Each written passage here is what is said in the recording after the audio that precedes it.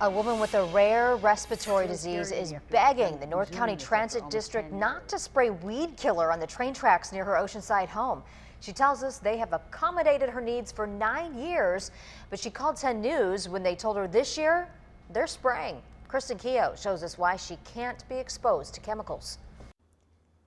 If the weed killer is sprayed, the woman you're about to meet is going to have to stay in her house with the door shut.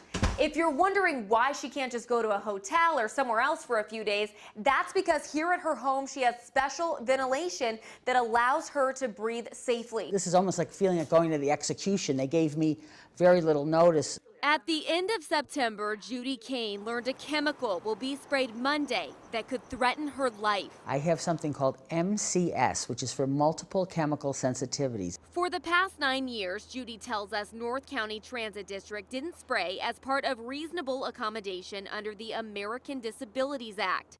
These emails show the agreement made with NCTD in 2007. It's very scary to me after them resuming this after almost 10 years. In this email sent in September, a civil rights officer with NCTD told Judy the avoidance of spraying herbicides does not fall under reasonable accommodation because the right-of-way getting sprayed is not accessible to the public. Judy argues this isn't about the exact spot that gets sprayed, it's about the chemicals spreading. I called 3 NCTD contacts Friday at about 3:30 p.m. and left messages. No one has called me back.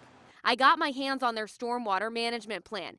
It explains that spraying herbicides in places like behind Judy's home is part of maintenance to reduce pollutants in stormwater. They have been just weed whacking it, but now they're saying that it's too expensive, it's too time consuming. On the same page, the plan also says NCTD shall evaluate and implement practices that reduce the discharge of pesticides, herbicides, and fertilizers, mainly in right-of-ways.